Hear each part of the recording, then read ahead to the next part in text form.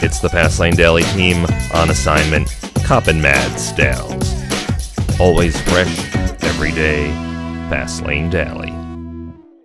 Chrysler has a message for its dealerships. Pack your bags. We'll have more. Also, BMW-powered supercar preps for launch, and a UK man builds a very amusing minicar. All that plus Comments of the Week and FLD tours. What's up, everybody? I am Derek D, and you watch Fast Lane Daily. It's Friday.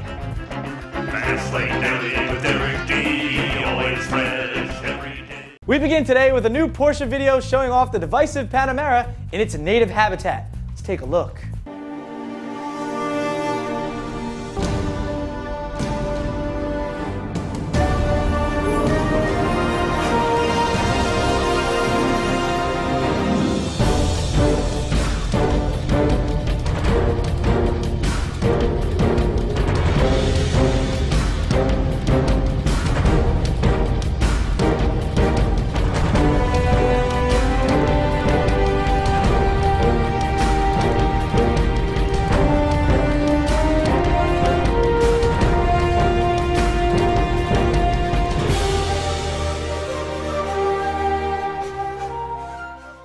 Porsche Panamera, the next great sports sedan or a waste of pencils? Let us know in the comments below.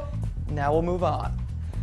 No one said Chrysler's bankruptcy reorganization would be easy. This week, the company said it's aiming to close nearly 1/4 of its dealerships.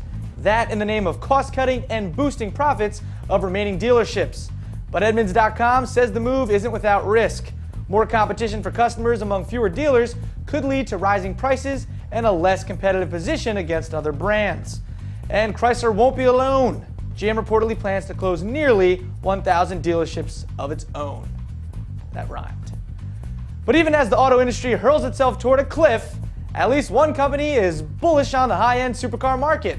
That's the company set to launch its Veritas RS3. Nearly 2 years of teasing will culminate this month in a production release of the BMW-powered Roadster. The new model revives the classic Veritas sports car marque last seen in the late 1940s. The 600 horsepower one-seater weighs just over 2,300 pounds and gets its street gumption from a BMW-sourced V10. The company says it will also offer a less powerful version fitted with BMW's M3 V8. The car's builders say the Veritas can get from 0 to 60 in 3.2 seconds and won't max out until a blazing 216. Expect only 50 Veritas models to be built and priced at a princely $375,000. Not including a set of ridiculous-looking goggles. Ridiculous. And if you're nostalgic for that seasick feeling that can only come from bouncing around atop that coin-operated jalopy outside the A&P, you know the one. Meet Perry Watkins. The UK man adapted one of those fiberglass amusements as, get this, a street-legal car. Watkins, who apparently tired of begging his mom for change, fashioned a steel chassis that supports a 150cc single-cylinder engine. Watkins says the rear-wheel drive minicar now returns 70 miles to the gallon and can reach speeds of up to 40 miles per hour. No word on whether Watkins' car is the smallest street-legal ride in the world, or if he plans to follow it up with a track day version of the Mad Hatter teacup. That'll be 50 cents. You can find out more on those and a bunch of other stories at the FLD News feed. That's fastanddaily.com/feed.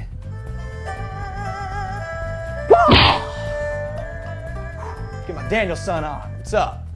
Don't forget to subscribe to us on YouTube. Also, we're on Facebook and Twitter us at twitter.com/fastlanedaily. Next up, Comment of the Week and FLD's 2-minute and change car review, FLD tours. That's all coming up. All coming up right after this.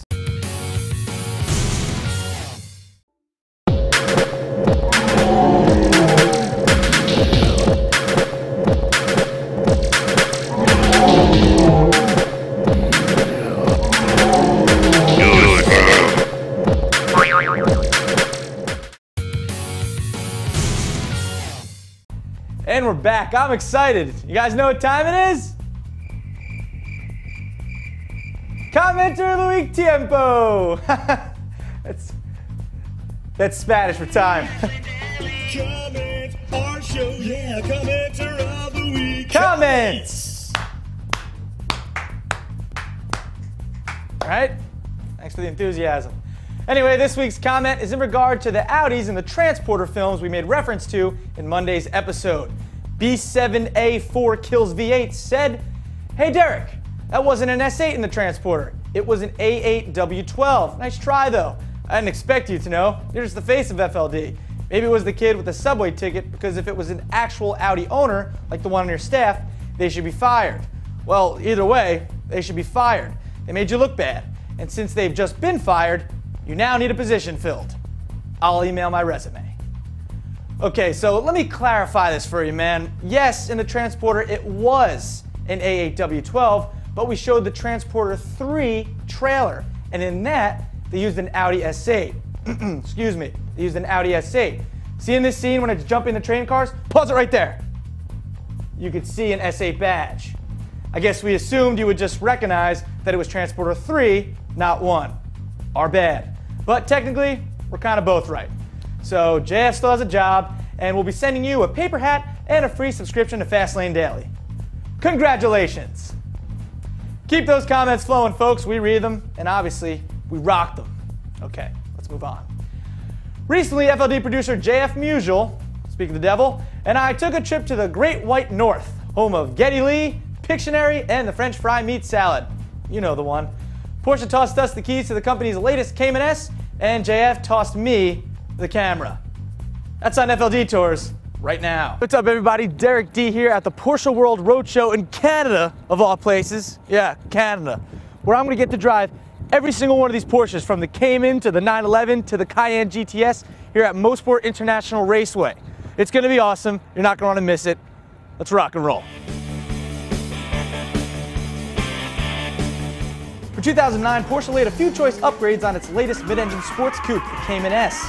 New direct injection gear rings out a 25 horsepower boost from the 3.4-liter flat 6. And with a higher torque number, the 09 Cayman S can get from 0 to 60 a full second quicker than the 08. Here at Mosport, we tested a 2009 Cayman S, spec'd out to nearly $100,000. That's around 40 grand in options, and proved Porsche owners are among the most heavily accessorized drivers in the automotive world. Okay, so you don't know me as usually holding the camera, but we got a skeleton crew today, so yep, I'm holding the camera, and JF is driving. Yes. We already know. What car are we in, JF? We're in a new Cayman S. We've got one lap to review it. We got the new PDK transmission, which is the Porsche Dublin Coupe Gestibde. Dual clutch, basically all I have to know. It's ferociously fast. On the track, it is better than a manual transmission, but for sheer driving pleasure, I would take a manual any day. To shift, you push to go up, hold to go down. Shifts are precise. The car is so well balanced. It's very neutral. Brakes are phenomenal. These aren't the carbon ceramics that you can get for $9,000, but they are still phenomenal. Considering we're only doing one lap, there's not much fade. You definitely feel the difference between the S and the normal Cayman. Turn in, a little edgy, flat out, up. Going to fourth, flat out, up, then you gotta go down, down, fourth, third, turn in, feather the throttle, very smooth, keep it balanced, and that's a one lap FLD Tours of a Cayman S. I think I'm gonna be sick. As you can see, I'm sweating profusely while holding this camera. Oh my goodness, nauseous kicking in. Ready for a GT2? What do you mean? We're not driving a GT2. Gonna ride in one. Oh, that's great. I'd rather drive it than ride in it. All right, that's the end of FLD Tours for, what car is this again? Cayman S. Cayman S. I'm sweaty. Bye.